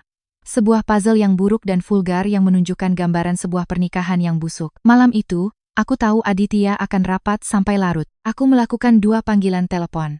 Yang pertama ke kantor Ibu Farida Utama, pengacara hukum keluarga yang sama, yang direkomendasikan Aditya tahun lalu, saat aku punya masalah tanah warisan. Dia harimau, kata Aditya dulu. Yang terbaik dalam urusan perceraian yang rumit. Ironinya begitu tajam sampai aku hampir bisa merasakannya. Ibu Farida, ini Larasati Santos. Saya perlu bicara dengan Anda. Segera. Ini tentang Aditya. Di ujung sana ada keheningan singkat. Kemudian suara profesional dan lugas sang pengacara menjawab, besok pagi jam 8. Masuk lewat pintu belakang jika Anda lebih suka kerahasiaan. Panggilan kedua adalah ke bank. Ke manajer pribadiku, Pak Boris. Pak Boris, ini Larasati Santos. Saya perlu membekukan semua akun bersama, akun tabungan, dan limit kredit segera. Biarkan hanya akun pribadi atas nama saya yang aktif. Iya. Ini perintah dari salah satu pemilik. Tidak, suami saya tidak bisa dihubungi sekarang. Ini tindakan pencegahan keamanan. Saya akan jelaskan semuanya secara pribadi sesegera mungkin. Iya, sekarang juga. Tolong. Aku menutup telepon. Tanganku tidak gemetar. Jantungku berdetak cepat tapi teratur. Tidak ada lagi rasa takut, yang ada hanyalah tekad yang sedingin logam. Aku telah berpindah dari kecurigaan ke bukti, dan dari bukti ke tindakan. Malam itu, Aditya pulang tengah malam. Dia berbau udara segar dan parfum manis yang bukan milikku. Dia berpura-pura lelah. Bencana, sayang. Investor dari Surabaya itu tidak bisa diajak kompromi. Lalu apa yang kamu lakukan? Aku duduk di sofa dengan buku terbuka di pangkuanku. Lampu remang-remang. Aku menatapnya. Aku benar-benar menatapnya. Mungkin untuk pertama kalinya dalam beberapa bulan, aku melihat noda lipstik kecil yang hampir tak terlihat di kerah kemeja putihnya. Aku melihat sedikit bengkak di bawah matanya bukan karena lelah, tapi karena sisa-sisa kegembiraan seseorang yang baru saja bersama selingkuhannya. Aku melihat seorang asing yang tinggal di rumahku. Hah? Tidak ada, kataku sambil tersenyum. Itu adalah senyum yang tenang. Senyum seseorang yang telah membuat keputusan yang tidak bisa diubah lagi. Ketenangan yang kurasakan setelah membekukan akun dan bertemu pengacara bertahan tepat 48 jam. Itu adalah ketenangan elektrik yang aneh. Seperti kesunyian sebelum badai. Aku menjalankan peranku, menyiapkan makan malam, bertanya tentang harinya, mendengarkan kebohongannya dengan senyum plastik yang berbentuk sempurna. Ini seperti hidup di dalam gelembung. Menyaksikan bagaimana dunia luar berubah. Mengetahui bahwa setiap saat gelembung itu bisa meledak. Ledakan itu terjadi pada hari Selasa sore, saat aku sedang melipat pakaian yang baru disetrika di kamar tidur. Ponselku yang tergeletak di tempat tidur berbunyi sebuah nomor yang tidak kukenal. Sebuah nomor dari Jakarta. Rasa dingin yang alami merambat di punggungku bahkan sebelum aku menggeser layar untuk menjawab panggilan itu. "Halo," kataku dengan suara netral. "Larasati Santos." Suara di ujung sana adalah suara wanita muda, percaya diri. Aksen yang dipoles di universitas swasta ternama di Jakarta. Saya tahu itu. Saya yang bertanya, "Ini Keisha Reynas." Paru-paruku mendadak sesak. Aku menoleh ke sekeliling seolah-olah ruangan ini, kamar tidur kami, bisa memberiku perlindungan. Tapi tidak. Hanya ada tumpukan kemeja Aditya. Celana panjangnya yang terlipat rapi. Jam tangan yang kuberikan padanya pada ulang tahun pernikahan kami tahun lalu di atas nakas. Seluruh hidup yang terbungkus dalam rutinitas sehari-hari yang tiba-tiba menjadi mengerikan. "Keisha Reynas," ulangku, dan aku terkejut betapa tenangnya suaraku. Dingin yang kupupuk sebagai senjata langsung aktif. "Anak Pak Surya. Pegawai baru di firma suami saya." Terjadi jeda singkat seolah-olah dia tidak menyangka aku akan langsung mengenalinya. "Benar, dengar. Aku tahu ini tidak biasa. Tapi kita perlu bicara. Aku tidak punya urusan bicara denganmu, Keisha. Ini tentang Aditya," katanya cepat sebelum aku menutup telepon. "Dan tentang kita," kata kita. Sebuah kata kecil yang mengandung seluruh alam semesta pengkhianatan. Aku memegangnya seperti memegang mata pisau, merasakan bagaimana itu mengirisku. "Kita?" tanyaku. Aku membiarkan nada yellow yang tipis masuk ke suaraku. "Kamu dan Aditya membentuk kita. Sangat hebat. Pasti sulit karena dia tinggal di sini. Dan kamu? Ya, kamu tinggal di mana? Di apartemen di Jalan Senopati 24. Yang dia bayarkan?" Keheningan di ujung sana terasa total. Aku hampir bisa mendengarnya menelan ludah, menahan diri, dia tidak sepercaya diri kelihatannya. "Kamu membuntutiku?" tanyanya. Suaranya kehilangan sebagian kepercayaan diri awalnya. Tidak perlu membuntuti orang yang tidak pandai bersembunyi, bohongku, menikmati kebingungannya. Kemudian aku ingat, jariku bergerak sendiri. Aku menekan layar, memencet tombol perekam panggilan, ikon merah kecil berkedip. Ibu Farida Utama menyarankan itu padaku. "Rekam semuanya, segalanya, bahkan kesunyian. Tapi katakan padaku, Keisha, apa yang begitu mendesak sampai kamu perlu menelepon istri kekasihmu?" "Aku bukan kekasihnya," katanya. "Sebagian harga dirinya kembali. Kami lebih dari itu. Ini rumit." "Ah, tentu saja rumit. Seperti makan malam kalian di The Blackbird, atau malam kalian di bioskop kawasan Menteng, atau waktu kalian di The Ritz-Carlton. Menurutku kenyataannya cukup sederhana. Ini bukan main-main, Helena, kami serius. Aku mencintai Aditya." Kata cinta itu menghantam perutku dengan kekuatan sebuah tinju. Tapi aku tidak membungkuk. Sebaliknya, aku berdiri tegak. Pakaian yang sudah dilipat kini berserakan di bawah kakiku, diabaikan. "Cinta," ulangku dan melepaskan tawa kering yang tajam. "Luar biasa. Dan kapan idul ini dimulai? 7 bulan lalu saat dia menyewakan apartemen untukmu, atau lebih awal lagi saat dia memasukkanmu ke firma ayahmu untuk menjagamu tetap dekat?" "Dia tidak memasukkanku," bentaknya. Untuk pertama kalinya, aku mendengar kemarahan nyata dalam suaranya. "Aku punya gelar kehormatan. Aku mendapatkannya sendiri. Betapa beruntungnya ayahmu adalah mitra senior di firma itu. Dan betapa kebetulan atasan langsungmu adalah Aditya. Dan kalian butuh begitu banyak rapat pribadi untuk meninjau kontrak. Pasti pekerjaan yang sangat menarik. Kamu wanita yang pahit. Kamu tidak bisa menjaganya karena dia tidak mencintaimu lagi." Tonenya berubah menjadi menghina. "Apa kamu tidak lihat? Dia tetap bersamamu karena kasihan, karena kebiasaan. Aku memberinya apa yang tidak pernah bisa kamu berikan." Kemarahan yang membara naik ke tenggorokanku, tapi aku menahannya. "Tidak, aku tidak akan memberinya kepuasan itu. Sebaliknya, aku merendahkan suaraku, membuatnya hampir seperti rahasia yang manis namun beracun." "Dan apa yang kamu berikan padanya, Keisha? Masa muda? Nama belakang yang membuka pintu? Katakan padaku, saat kamu di apartemen yang dia bayarkan itu, apakah dia bercerita betapa membosankannya aku? Betapa bersyukurnya dia kamu datang dalam hidupnya? Atau, sebaliknya, dia bercerita tentang cicilan apartemen, kewajiban keluarga yang membosankan, tentang betapa stresnya berpura-pura setiap hari?" Dia menarik napas dalam-dalam. "Kamu tidak punya gambaran apa-apa. Aku punya gambaran yang sangat jelas. Aku punya foto, struk, mutasi bank. Aku punya laporan dari detektif swasta yang mengikutimu selama berminggu-minggu. Aku tahu semuanya, Keisha, bahkan merek parfum yang kamu pakai dan anggur yang kalian pesan di restoran. Aku tahu semuanya. Keheningan kali ini berbeda. Ini adalah keheningan yang penuh ketakutan. Aku merasakannya melalui sambungan telepon.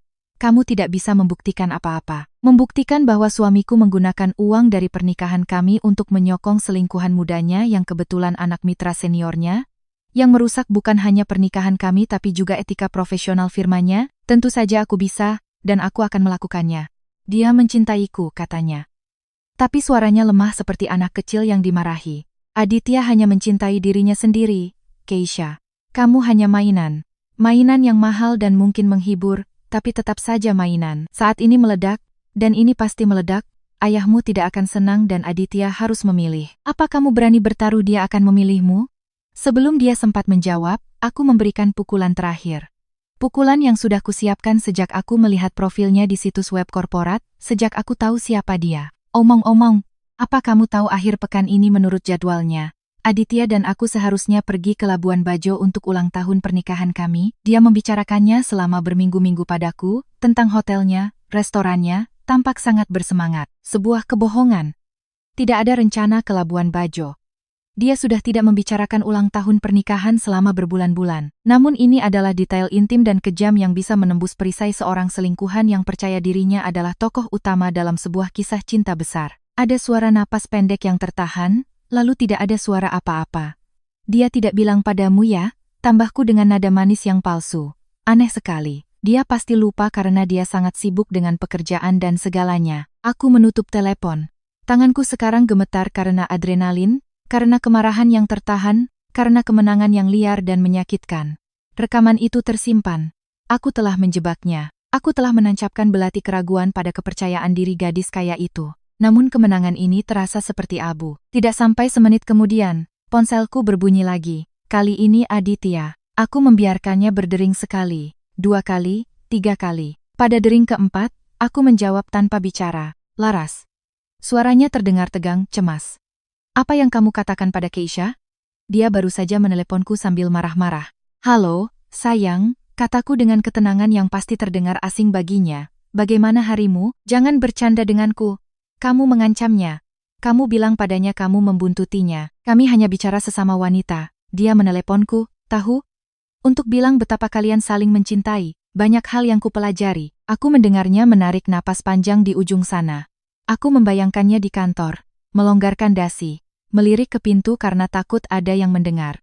Dia masih muda, Laras. Dia bingung. Dia salah mengartikan perhatian profesional untuk hal lain. Itu tidak berarti apa-apa. 7 bulan sewa apartemen, makan malam di restoran mewah, dan malam di hotel mewah.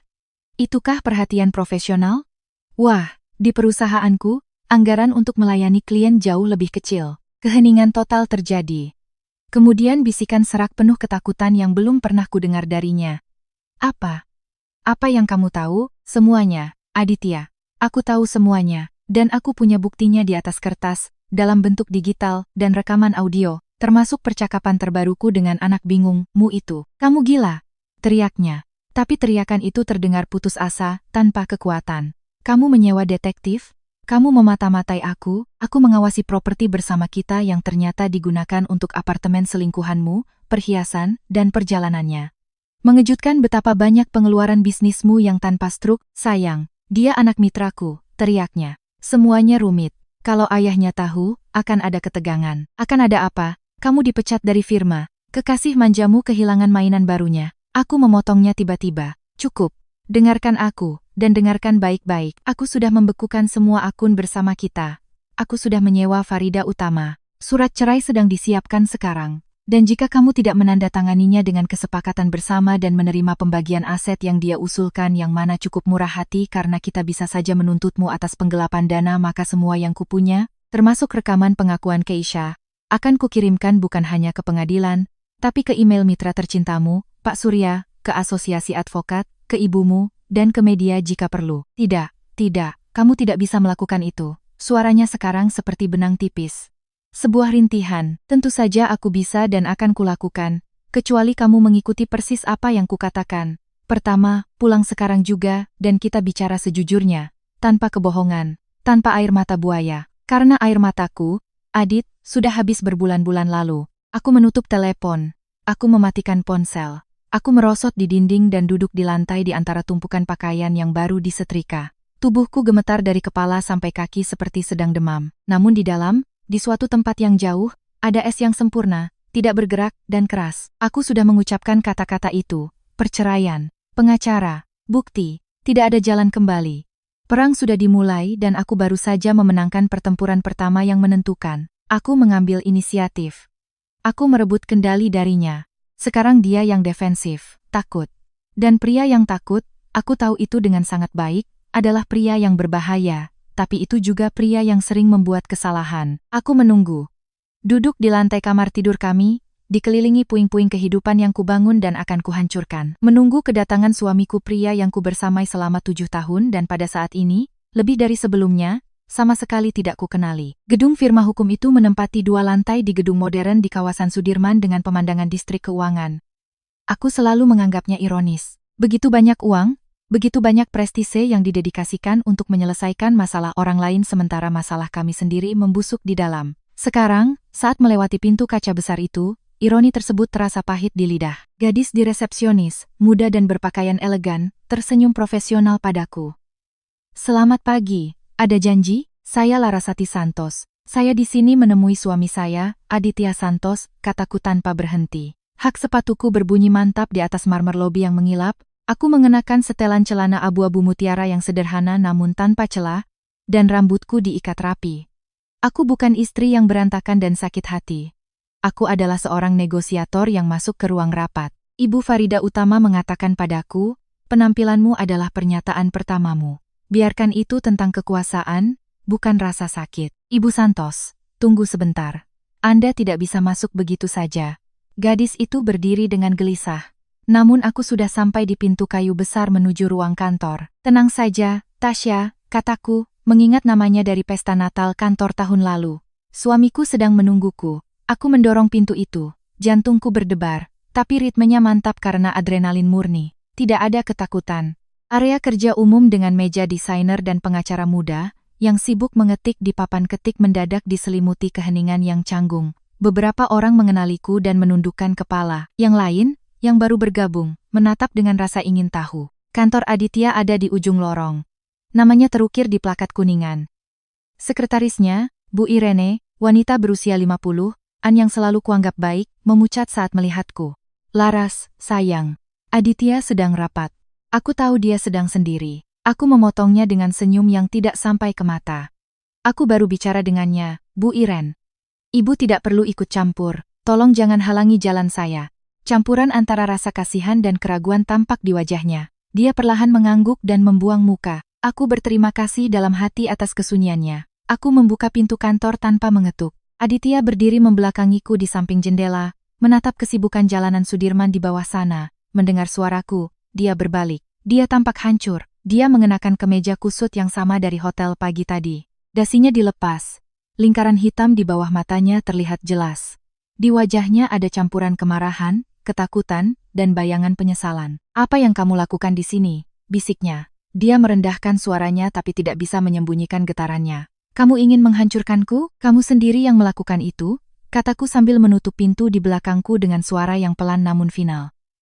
Aku mengeluarkan amplop coklat tebal dari tas dan melemparkannya ke atas meja kayu yang bersih. Surat cerai, proposal pembagian aset, semuanya ada di sana. Sudah kutandatangani. Sekarang bagianmu. Dia menatap amplop itu seolah-olah ada ular di dalamnya. Kemudian dia melirik ke pintu, membayangkan telinga-telinga yang mendengarkan di balik pintu itu. Laras, demi Tuhan, bisakah kita bicarakan ini di rumah? Ini bukan tempat yang tepat. Ini tempat yang paling sempurna, kataku. Mengedarkan pandangan kerak-kerak yang penuh dengan buku hukum, diploma yang dibingkai, dan foto pernikahan yang kusadari sudah tidak ada di tempatnya. Disinilah kamu membangun kebohonganmu. Disinilah kamu menggunakan kekuasaan dan pengaruhmu untuk membiayai kehidupan ganda. Bagiku, sangat adil jika disinilah semuanya runtuh. Dia mendekat, menyandarkan tangan di meja, membungkuk ke arahku. Dia mencoba terlihat mengintimidasi tapi dia hanya terlihat putus asa. Dengarkan aku, Laras, Keisha. Ini tidak seperti yang kamu pikirkan. Dia wanita yang tidak stabil. Dia menjadi terobsesi padaku. Aku mencoba mengakhirinya tapi dia mengancam akan lapor ke ayahnya, bilang aku melecehkannya. Dia bisa menghancurkan karirku. Laras, aku terjebak. Sebuah tawa pendek dan pahit keluar dari bibirku. Serius? Ini versi barunya? Karena 2 hari lalu di parkiran hotel, kamu bilang ini urusan kantor. Dan semalam kamu bilang dia hanya anak kecil yang bingung. Sekarang ternyata dia seorang psikopat yang menjebakmu. Begitu mudah bagimu, Adit. Selalu menjadi korban. Tidak pernah mengakui diri sebagai bajingan yang tidur dengan anak bosmu sendiri. Aku tidak akan membiarkanmu. Diam, bentakku. Dan suaraku, dingin dan tajam seperti pecahan kaca, bergema di ruangan itu. Dia terkejut diam. Kamu tidak punya hak melarangku. Sejak aku melihatmu masuk ke hotel itu, sekarang akulah yang bicara. Kamu punya 2 pilihan. Kamu tanda tangani surat-surat ini, menerima pembagian aset yang diusulkan pengacaraku yang mana sangat murah hati karena kami bisa saja mengajukan kasus kriminal atas penyalahgunaan dana, dan semuanya berakhir secara beradab. Atau, kamu paksa aku untuk mengekspos semua informasi yang kupunya. Bukan hanya ke hakim, tapi ke setiap mitra di sini, ke klien-klienmu, ke pers bisnis. Pengacara hukum keluarga ternama terlibat skandal penyalahgunaan dana dengan anak mitranya. Menarik, kan? Pintu kantor terbuka tiba-tiba. Pak Surya, mitra senior sekaligus ayah Keisha, berdiri di sana. Pria berusia 60 tahun dengan perawakan jenderal tua dan tatapan elang itu memenuhi ambang pintu. Di sampingnya, pucat pasi, namun dengan mata penuh amarah, berdirilah Keisha. Dia pasti langsung lari ke sana. Apa yang terjadi di sini? Tanya Pak Surya. Pandangannya berpindah dari Aditya yang berkeringat dan berantakan kepadaku yang berdiri tegak dan tenang di depan meja. Lalu ke amplop coklat di antara kami, seperti deklarasi perang. Pak Surya, saya. Aditya mulai bicara, tapi Pak Surya memotongnya dengan lambaian tangan. Saya mendengar teriakan dari kantor saya dan anak saya menceritakan hal yang sangat meresahkan. Tatapannya menembus diriku. Itu adalah tatapan yang mampu membuat hakim dan lawan gemetar. Larasati, saya sangat menyesal Anda harus mengalami ini. Pak Surya, kataku, menyapa mitra senior itu dengan ketenangan yang kontras dengan histeria di ruangan itu. Saya senang Anda melihat pemandangan tidak menyenangkan ini. Namun seperti yang Anda lihat, situasi pribadi mitra Anda secara serius memengaruhi etika profesional, dan saya khawatir juga memengaruhi keuangan firma ini. Aku mengambil amplop itu dan menyerahkannya padanya. Ini adalah permohonan cerai saya. Di dalamnya detail, termasuk buktinya. Transfer tidak wajar yang dilakukan Aditya dari akun bersama kami yang sebagian besar ditujukan, menurut investigasi saya, untuk membayar pengeluaran hubungannya dengan anak Anda. Apartemen, perhiasan, perjalanan, Pak Surya memucat. Dia mengambil amplop itu seolah-olah benda itu membakar tangannya. Apa ini benar, Aditya? Suaranya sekarang menjadi bisikan yang sangat berbahaya. Pak Surya, dia melebih-lebihkan. Saya hanya melakukannya untuk membantunya. Keisha punya utang dan ayahnya. Jangan gunakan aku sebagai alasan. Bajingan, teriak Keisha. Air mata amarahnya sudah berhenti mengalir. Sekarang di matanya hanya ada kebencian yang mendalam. Kamu menggunakan uangmu sendiri dan uang darinya untuk membeliku, untuk membungkamku. Aditya seperti hewan yang terpojok. Tatapannya berpindah dari satu orang ke orang lain, mencari jalan keluar yang tidak ada. Kedoknya sebagai pengacara sukses telah runtuh total, memperlihatkan sosok yang menyedihkan dan ketakutan. Cukup, kata Pak Surya. Otoritasnya memenuhi ruangan. Dia menatap putrinya dengan campuran kekecewaan dan kemarahan. Keisha, pergi ke kantor saya sekarang juga. Kemudian dia menghadapku. Larasati, saya sangat menyesal ini terjadi. Saya memberi Anda kata-kata saya bahwa masalah ini akan ditangani dengan keseriusan penuh di dalam firma. Kami tidak akan menoleransi perilaku yang merusak reputasi kami. Saya harap begitu. Aku mengangguk. Karena jika tindakan tidak segera diambil, saya terpaksa harus mengekspos informasi ini bukan hanya untuk urusan perceraian saya, tapi juga untuk wanita-wanita lain yang mungkin bertemu dengannya. Aku menatap lurus ke arah Aditya. Pengacaraku, Ibu Farida Utama, akan menghubungi pengacaramu. Kuharap kamu lebih jujur padanya daripada padaku. Selamat tinggal, Adit. Aku mengambil tasku. Siklusnya sudah lengkap. Aku telah menanam benih keraguan dan ketidakpercayaan di tempat yang paling penting bagi Aditya, di pekerjaannya, pada prestisenya. Pak Surya tidak akan pernah memandang dia dengan cara yang sama lagi. Dan Keisha, selingkuhan yang dicampakkan, akan menjadi musuh terbesarnya di dalam tembok firma ini. Saat aku keluar dari kantor, area umum menjadi sunyi senyap. Semua tatapan tertuju padaku. Beberapa dengan rasa kasihan, yang lain dengan kekaguman, dan sebagian besar dengan rasa ingin tahu murni. Aku berjalan dengan kepala tegak. Aku merasakan cerita ini menyebar secepat api liar. Saat aku sampai di pintu keluar, aku mendengar langkah kakinya mengejarku di lorong. Laras, tunggu sebentar tolong. Itu Aditya. Dia berhasil lolos dari kantor itu. Wajahnya merah, matanya memohon. Laras, tolong. Aku minta maaf. Benar-benar minta maaf. Katakan padaku apa yang harus kulakukan. Apapun, asal jangan hancurkan hidupku. Aku berhenti. Perlahan aku menoleh. Semua pengacara, asisten, dan sekretaris seolah menahan napas.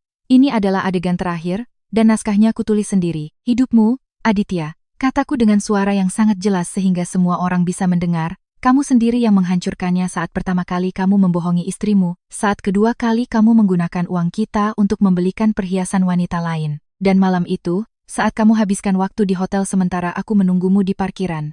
Aku tidak menghancurkan apa-apa. Aku hanya lelah menunggu dan akhirnya pergi. Pintu kaca tertutup di belakangku. Memutus skandal, rasa malu, dan bencana yang kutinggalkan di dalam sana. Di trotoar Jalan Sudirman, matahari siang bersinar tanpa ampun. Aku menarik napas dalam-dalam. Udara berbau asap knalpot, kopi, dan aroma kota Jakarta. Udara ini tidak lagi berbau kebohongan, parfum murah, atau rasa bersalah. Ponselku bergetar. Pesan dari Anissa, semua oke? Perlu aku ke sana? Aku tersenyum untuk pertama kalinya setelah sekian lama. Sebuah senyum tulus, lelah, namun bersih. Aku membalas, sudah selesai. Pertunjukan dimulai.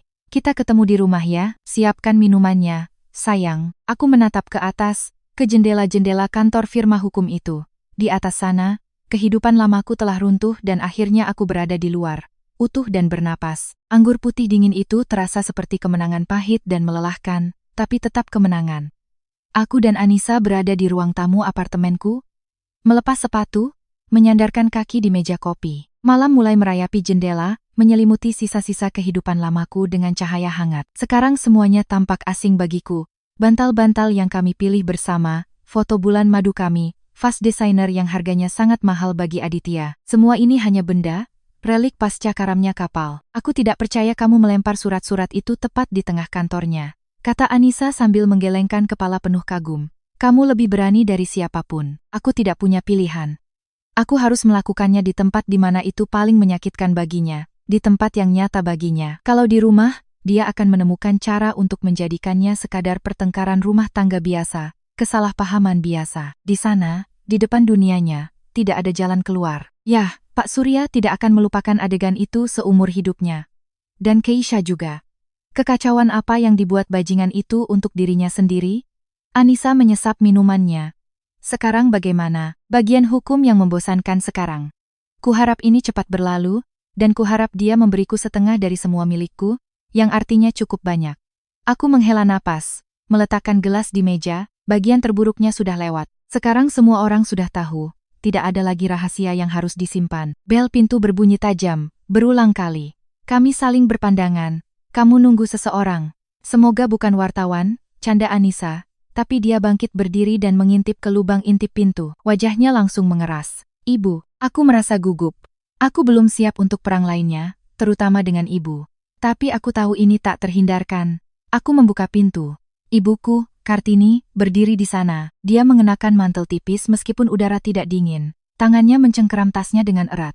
Wajahnya yang biasanya tenang dan rapi tampak pucat.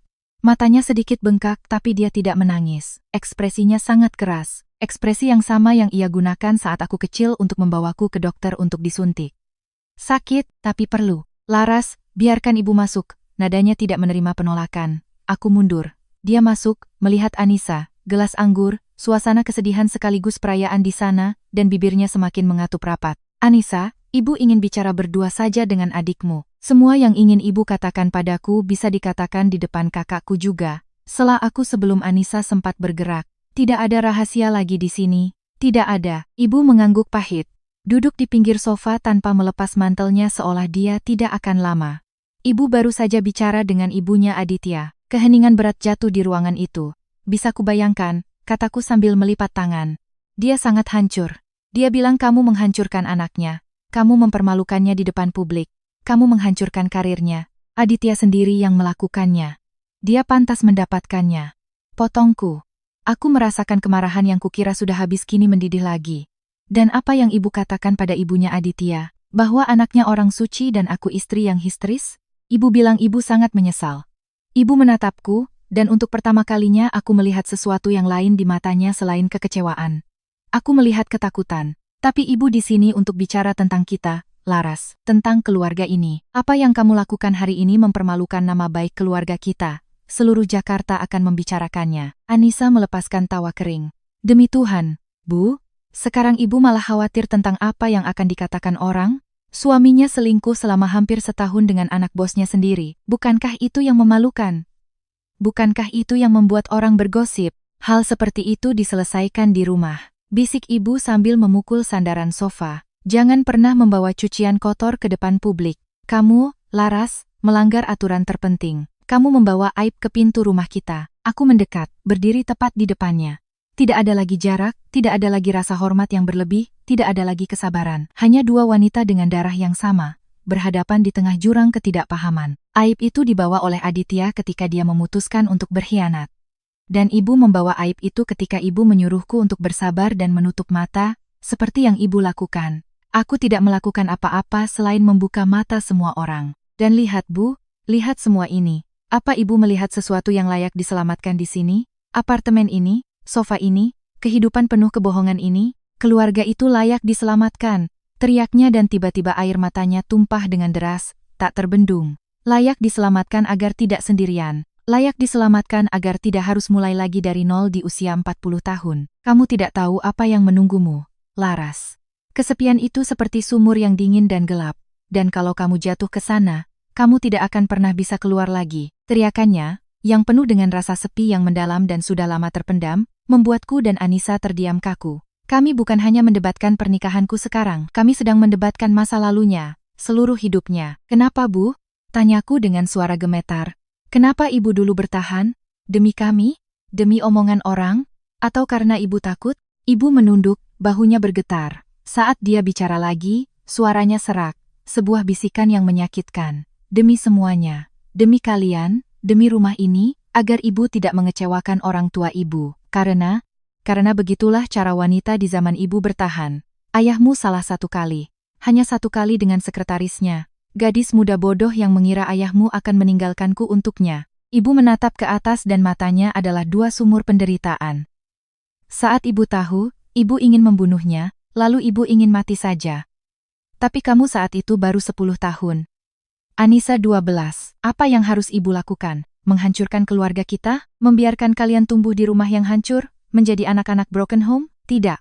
Ibu tidak sanggup melakukannya. Jadi ibu telan harga diri ibu. Ibu telan amarah ibu dan ibu memaafkannya. Tapi memaafkan nak. Memaafkan bukan berarti melupakan. Itu berarti setiap hari harus berhadapan dengan pria yang menghancurkan jiwamu dan harus tersenyum padanya. Itu berarti mati perlahan-lahan setiap hari dalam kesunyian agar orang lain bisa hidup nyaman. Dan sekarang ayahmu menatap ibu dan masih melihat wanita itu. Dan dia menatap ibu dan melihat wanita yang sudah memaafkannya. Tapi ibu tidak pernah memaafkan dosanya. Inilah hidup ibu, Laras. Inikah yang kamu mau, hidup dalam bayang-bayang dan kesunyian? Beban pengakuannya jatuh padaku seperti batu besar. Anissa menutup mulutnya dengan tangan, matanya penuh air mata. Aku merasa kehilangan kendali. Seluruh masa kecilku, semua momen ketegangan sunyi di rumah kami, keabsenan ayah, kesedihan mendalam ibu, semuanya kini memiliki makna yang mengerikan dan menyakitkan. Tidak, Bu, kataku dengan suara lembut yang penuh dengan rasa sakit yang sama. Bukan itu yang mau kualami. Itulah kenapa aku tidak bisa melakukan apa yang ibu lakukan. Aku mengagumi kekuatan ibu, pengorbanan yang ibu lakukan demi kami. Tapi aku tidak mau hidup seperti ibu. Aku tidak mau kesunyian ibu. Aku tidak mau mati perlahan setiap hari. Aku lebih baik menghadapi kesepian yang ibu bicarakan. Aku lebih baik berada di sumur dingin itu daripada membusuk dalam kebohongan yang hangat. Ibu menatapku lama sekali. Air mata mengalir di pipinya yang sudah berkeriput. Kemudian, tiba-tiba sebuah senyum sedih muncul di bibirnya. Kamu lebih kuat dariku, Laras. Kamu selalu seperti itu, dan lebih berani. Ibu menghela napas panjang. Napas itu seolah-olah datang dari bagian terdalam jiwanya. Ibu menyuruhmu bertahan karena hanya itulah yang ibu tahu. Karena ibu pikir itulah cara ibu melindungimu dari rasa sakit. Tapi yang kuberikan padamu hanyalah rasa sakitku sedikit demi sedikit sepanjang hidupmu, dan ibu tidak mau itu terjadi padamu lagi. Ibu berdiri dengan susah payah. Perlahan dia melepas mantelnya, dan menyampirkannya di sandaran sofa, sebuah gerakan sehari-hari yang intim yang menandakan dia akan menetap, bahwa dia telah meletakkan senjatanya. Kamu benar. Adityalah yang membawa aib, kamu yang membawa kebenaran. Dan kebenaran itu memang menyakitkan. Tapi setidaknya itu tidak beracun. Dia mendekatiku dan meletakkan tangannya di bahuku. Telapak tangannya yang kasar dan hangat memberiku kekuatan baru yang berbeda. Lakukan apa yang harus kamu lakukan, nak. Dan andalkan ibu bukan untuk memberitahumu apa yang harus dilakukan, tapi untuk mendukung apapun keputusanmu.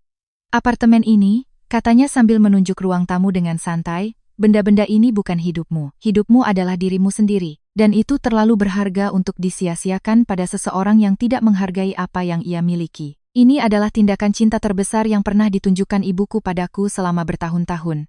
Anissa mendekat dan memeluk kami berdua, dan kami bertiga menangis di tengah ruang tamu pernikahanku yang hancur. Kami menangis karena rasa sakit, karena waktu yang terbuang, karena peperangan yang tidak pernah diperjuangkan, dan karena peperangan yang akhirnya kini kuperjuangkan. Kedamaian itu tidak berlangsung lama. Keesokan harinya, Ibu Gloria, Ibunda Aditya, muncul di pintuku.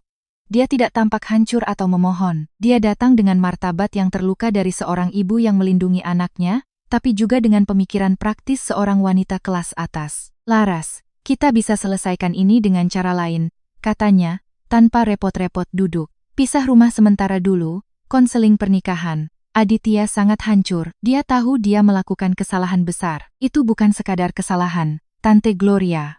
Itu keputusan. Sebuah keputusan yang ia pilih setiap hari selama berbulan-bulan, dan tidak ada konselor yang bisa menyembuhkan ketiadaan rasa hormat dan pengkhianatan. Ibu Gloria mengangguk pahit. Dia akan memberikan apapun yang kamu mau. Apartemen ini, tunjangan besar. Tapi tolong, jangan hancurkan karirnya. Kalau ini sampai ke pengadilan dengan bukti-bukti yang kamu bicarakan, bukan hanya kamu yang akan hilang darinya. Dia akan kehilangan segalanya. Dan kamu pasti tidak mau itu. Dia calon ayah dari anak-anakmu kelak. Untungnya kami tidak punya anak, dan saya sangat bersyukur untuk itu, jawabku tanpa berkedip. Dan saya tidak bertujuan menghancurkan karirnya. Saya hanya ingin apa yang menjadi hak saya, dan saya ingin sejauh mungkin darinya selamanya. Katakan pada anak tante, jika dia menandatangani kesepakatan bersama tanpa keluhan, karir profesionalnya akan selamat. Meskipun mungkin dia harus pindah kantor hukum, itu penawaran saya, satu-satunya penawaran. Ibu Gloria menatapku dan di matanya aku melihat dia mengerti. Dia tahu dia kalah, bahwa tidak ada lagi jalan keluar bagi anaknya. Dia mengangguk sekali dan pergi tanpa berkata apa-apa lagi. Malam itu, seperti gema yang sudah diduga, datanglah upaya terakhir Aditya. Itu bukan telepon. Dia sendiri yang datang di tengah malam, mengetuk pintuku dengan pelan. Aku melihatnya dari lubang intip. Dia tampak sangat lelah, dengan jenggot yang tidak dicukur selama 3 hari. Dia berbau alkohol dan keputusasaan. Aku membuka pintu tapi tidak melepaskan rantai pengamannya. Laras, tolong. Biarkan aku masuk. Biarkan aku jelaskan. Aku sudah cukup banyak mendengar darimu, Aditya. Tidak ada lagi yang baru untuk dikatakan. Aku mencintaimu, teriaknya, dan suaranya pecah menjadi isakan. Aku baru sadar aku mencintaimu. Apa yang terjadi dengan Keisha itu kebodohan, sebuah pelarian. Aku tidak tahu, tapi kamu hidupku. Apa yang kita miliki tidak bisa begitu saja dibuang ke tempat sampah. Aku menatap pria ini melalui celah pintu, pria yang dulu pernah membuatku tertawa, yang dengannya aku bermimpi tentang masa depan, yang padanya aku bersumpah setia selamanya. Aku tidak merasakan apa-apa lagi, tidak ada amarah, tidak ada dendam, tidak ada cinta, hanya ruang kosong yang luas dan kelegaan yang mendalam. Tidak, Aditya, kataku dengan ketenangan total. Kamu tidak mencintaiku. Kamu mencintai kehidupan yang sudah biasa kamu jalani nyaman, dihormati, dengan istri yang menyetrika kemejamu, dan menjaga citramu agar tetap baik. Kamu ingin aku menyembunyikan rasa malumu di bawah karpet seperti yang dilakukan istri yang baik. Tapi aku bukan lagi wanita itu, dan kehidupan itu sudah berakhir. Kamu sendiri yang membunuhnya. Kita bisa mencoba lagi, dia memohon, menyandarkan keningnya di kayu pintu. Tidak bisa karena aku tidak mencintaimu lagi. Dan dalam kekosongan ini, tidak ada yang bisa dibangun kembali. Pergilah, Aditya. Bicara dengan pengacaramu, tanda tangani surat-surat itu dan tinggalkan aku sendiri. Itu satu-satunya hal waras yang bisa kamu lakukan untukku. Aku menutup pintu. Aku mendengarnya bersandar di balik pintu dan merosot duduk di lantai. Aku mendengar isakannya yang parau dan buruk, dan setelah beberapa saat, aku mendengar langkah kakinya menjauh, perlahan-lahan sampai benar-benar menghilang. Aku bersandar di sisi pintu ini, sisi dari kehidupan baruku yang kosong, penuh ketidakpastian, tapi bersih. Untuk pertama kalinya setelah sekian lama, aku merasakan kedamaian. Ikatan terakhir, ikatan dari cinta yang sudah mati, telah terputus. Yang tersisa hanyalah kertas, tinta, dan hukum. Aku siap. Gedung Pengadilan Agama Jakarta Selatan berbau pembersih lantai, lilin, rasa takut, dan birokrasi. Aroma apek yang tidak berubah selama berpuluh-puluh tahun. Aku, Larasati, duduk di bangku keras di dalam ruang sidang. Di sampingku Ibu Farida Utama yang kehadirannya sekokoh dan semenenangkan tank tempur. Di seberang kami, di meja lain, duduk Aditya dan pengacaranya, seorang pria dengan ekspresi lelah yang terus berbisik kepada kliennya dengan rasa frustrasi yang jelas terlihat. Aditya hampir tidak berani menatapku. Dia tampak kurus, layu. Dia mengenakan jas mahal tapi tampak longgar di tubuhnya. Ketampanannya kini hanyalah imitasi murahan dari dirinya yang dulu. Aku sendiri mengenakan gaun biru navy sederhana. Ini bukan kostum seorang korban atau pembalas dendam. Ini adalah seragam seseorang yang datang untuk menutup buku. Yang mulia, mulai pengacara Aditya, saat hakim seorang wanita parubaya dengan kacamata tipis memberikan kesempatan untuk pernyataan. Klien saya ingin menyampaikan penyesalan mendalam atas kesalahan-kesalahan yang telah dilakukan, yang tidak pernah dimaksudkan untuk mengurangi rasa hormatnya kepada Ibu Santos. Namun, kami percaya bahwa proposal pembagian aset yang diajukan penggugat sangat berlebihan. Hal ini tidak mencerminkan semangat kerjasama yang ditunjukkan klien saya, dan tidak mempertimbangkan situasi profesionalnya saat ini yang sangat memburuk setelah peristiwa-peristiwa yang menyedihkan ini. Ibu Farida mendekat ke mikrofon. Suaranya jernih, tenang, tanpa jejak emosi. Yang mulia, klien saya tidak di sini untuk meninjau penyesalan tergugat, melainkan untuk menuntut hak-haknya. Semangat kerjasama tergugat hanyalah karena dia tertangkap basah, dan itu setelah berbulan-bulan melakukan penipuan dan penyalahgunaan dana bersama. Proposal ini sangat adil, dan mengenai situasi profesionalnya, itu adalah hasil dari tindakannya sendiri, bukan klien saya. Tindakan yang, dalam hal ini, kami memiliki dokumentasinya. Aditya semakin memucat saat mendengar kata dokumentasi. Dia menelan ludah. Pengacaranya memotong. Yang mulia, beberapa dari bukti ini mungkin diperoleh secara ilegal. Semuanya diperoleh secara legal dan sepenuhnya mematuhi hukum Republik Indonesia, potong Ibu Farida. Dia mendorong salinan laporan detektif dan mutasi bank yang sudah dilegalisir ke meja hakim. Foto-foto, laporan pengawasan profesional, mutasi bank dari rekening bersama yang menunjukkan transfer rutin ke rekening pihak ketiga, dan bahkan rekaman percakapan di mana pihak ketiga, Nona Keisha Reynas, mengakui perselingkuhan tersebut. Tidak ada tindakan ilegal, hanya fakta-fakta murni. Aditya gemetar saat mendengar nama Keisha disebut. Pengacaranya membisikkan sesuatu. Namun pada akhirnya dia hanya mengangguk pasrah. Hakim meninjau foto-foto itu. Salah satunya sangat jelas. Aditya dan Keisha masuk ke hotel. Kemudian dia beralih ke mutasi bank di mana transfer ke rekening atas nama Keisha Reynas terlihat jelas dengan keteraturan yang memalukan. Saudara Aditya, kata hakim sambil mendongak, apakah Anda mengakui adanya transfer-transfer ini? Mulut Aditya terbuka tapi hanya suara parau yang keluar. Pada akhirnya, dia mengangguk. Benar, Yang Mulia, tapi itu adalah pinjaman untuk membantunya. Pinjaman tanpa kontrak, tanpa bunga, dan tanpa niat untuk dibayar kembali, tambah Ibu Farida tanpa emosi. Seperti yang terlihat dalam pesan-pesan yang juga ada di berkas, semuanya berasal dari tabungan pernikahan klien saya. Pertempuran hukum itu singkat dan tajam.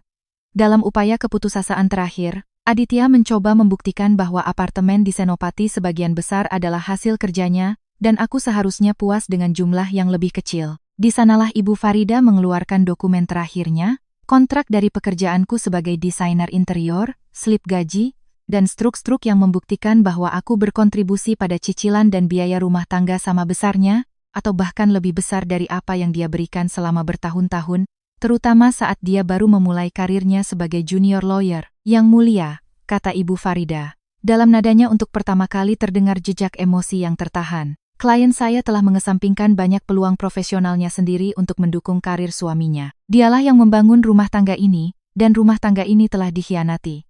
Satu-satunya hal yang ia minta sekarang adalah bagian yang seharusnya menjadi miliknya. Tidak 1 rupiah pun lebih, tidak 1 rupiah pun kurang. Hakim terdiam sejenak, menatap catatannya.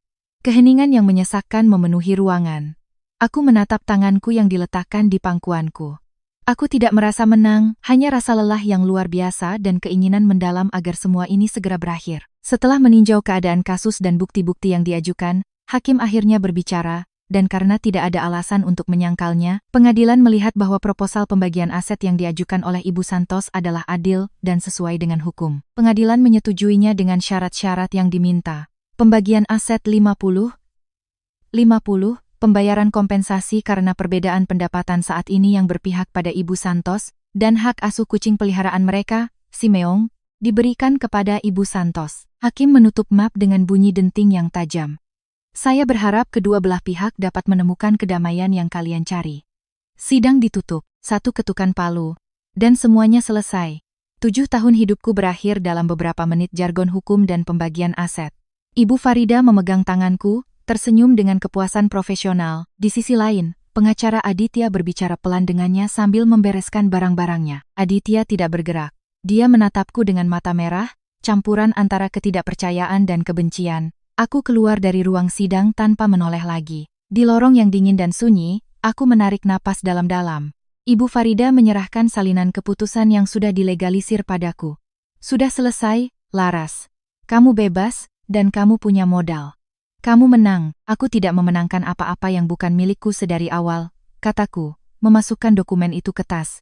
Tapi terima kasih, Bu Farida, untuk semuanya. Saat keluar dari gedung pengadilan, Aditya mengejarku di tangga. Sinar matahari pagi terasa menyilaukan. Laras, tunggu sebentar, tolong. Aku berhenti. Tidak bicara apa-apa, jadi begini semuanya berakhir. Dengan pembagian akun dan kucing, suaranya parau, pecah.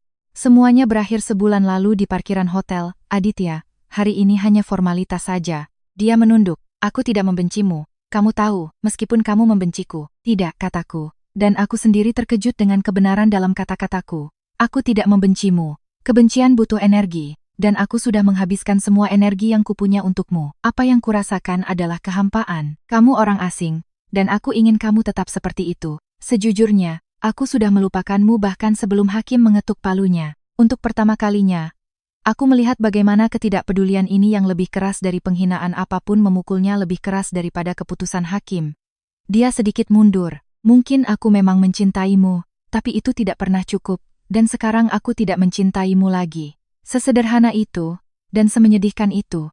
Selamat tinggal, Aditya. Aku turun tangga tanpa menoleh. Aku tidak mendengar langkah kakinya lagi. Aku tidak mendengar apa-apa lagi. Hanya kebisingan kota Jakarta, kota yang luas dan tidak peduli yang terus berputar. Kehidupan lamaku tertinggal di dalam ruangan gelap itu, dan aku melangkah-langkah demi langkah menuju apapun yang akan terjadi selanjutnya. 1 tahun kemudian, bau cat segar, lili putih, dan gelembung sampahnya memenuhi ruangan.